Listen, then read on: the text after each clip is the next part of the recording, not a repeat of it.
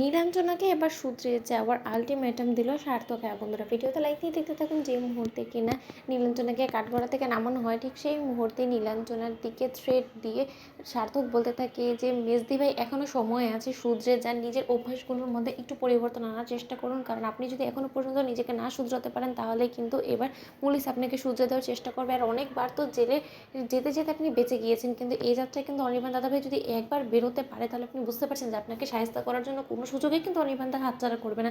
অন্যদিকে নীলু বলতে থাকে যে বড্ড বেশি চারাং চারাং কথা বলা শিখে গেছো দেখছি সার্থক, দুদিন হয়েছে মাত্র তুমি আমাদের বাড়ির জামাই হয়েছে, এরই মধ্যে তুমি তোমার আসল রূপটা দেখানো শুরু করে দিয়েছো। তুমি কি মনে করছো তোমার এই হুমকি ধামকিতে আমি ভয় পেয়ে যাব? এবং আমি রীতিমতো ভয় পেয়ে আমি সব গড় করে অনির্বাণ দাদাভাইয়ের পক্ষে বলা শুরু করে দিব? তুমি যদি মনে করে থাকো আমাকে এরকম হুমকি ধামকি দিয়ে আমাকে দমিয়ে রাখা যাবে, তাহলে কিন্তু কোনো মতেই না।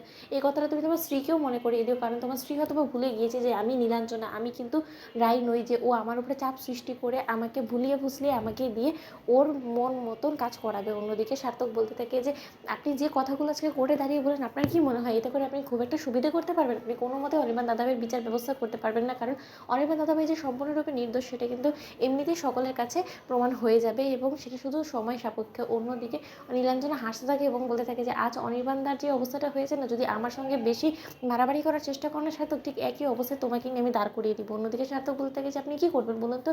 যে অপবাদে অনির্বাণ দাদাভাইকে জর্জরিত করে কাঠগড়ায় দাঁড় করিয়েছেন, ঠিক একই অপবাদে আমাকেও ফাঁসানোর চেষ্টা করবেন? শুনুন, আমি কিন্তু অনির্বাণ সেন নয় যে আপনাকে এত সহজে আমি ছেড়ে দিব, এবং আমার স্ত্রীও কিন্তু রায়পূর্ণা নয়, আমার স্ত্রী স্রোত। তাই আপনি ভুলে যাবেন না যে স্রোত আপনার বিরুদ্ধে এমন অ্যাকশন নেবে যেটা হয়তো আপনি কোনোদিনও কল্পনাও করতে পারেননি, কারণ স্রোত কিন্তু মাথা নত করে মুখ বুঝে সব অন্যায় মেনে নেওয়ার মতন মেয়ে না। অন্যদিকে নীলু বলতে থাকে যে আমিও দেখবো যে তুমি যখন বিপদে পড়বে তোমার স্ত্রী তোমার জন্য ঠিক কতদূর অব্দি লড়াই করতে পারে, কারণ এইটুকু তো ওর জান। এতটুকু জাননি কতটুকুই বা দূর হতে পারবে বলো তো সার্থক? আর তার থেকে বড় কথা সার্থক, আমি বলে দিচ্ছি যে তুমিও তোমার নিজের উপর একটু সংসারের উপর একটু ধ্যান দেওয়ার চেষ্টা করো, কারণ তুমি তোমার সংসারের থেকে বেশি এখন আমাকে এবং রাই দিদিভাই ওদেরকে নিয়ে বেশি মাথা ব্যথা তোমার। এই মাথা ব্যথাটা কিন্তু বেশি বেড়ে গেলে কিন্তু একটা ঝামেলায় পড়ে যাবে, এবং বলা তো চান যে তুমি আবার কখন আমার ষড়যন্ত্রের শিকার হয়ে যাও। অন্যদিকে সার্থক বলে থাকে যে যাক, এটা জেনে ভালো লাগলো যে আপনি এটা মনে মনে হলেও মুখে অন্তত আনতে পারলেন, অ্যাকসেপ্ট করলেন যে আপনি অনির্বাণ দাদাভাইকে মিথ্যে ফাঁসানোর জন্য আপনি অনির্বাণ দাদাভাইয়ের বিরুদ্ধে চক্রান্ত করেছেন। কিন্তু আমি আপনাকে বলে দিচ্ছি, অনির্বাণ দাদাভাইয়ের বিরুদ্ধে আপনি যে নোংরা চক্রান্তটা করেছেন না, তার বিরুদ্ধে আমি এবং স্রোত আমরা রুখে দাঁড়াবো এবং শেষ অবধি আমরা কাঁধে কাঁধ মিলে লড়াই করে যাবো। আমিও দেখি আপনি কত দূর এই মিথ্যাচার নিয়ে আপনি এগোতে পারেন।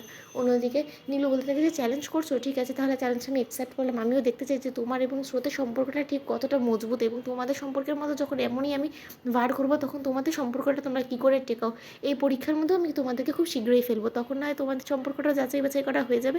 তো বন্ধুরা, লাইক কমেন্ট শেয়ার করো, সাবস্ক্রাইব করতে ভুলো না।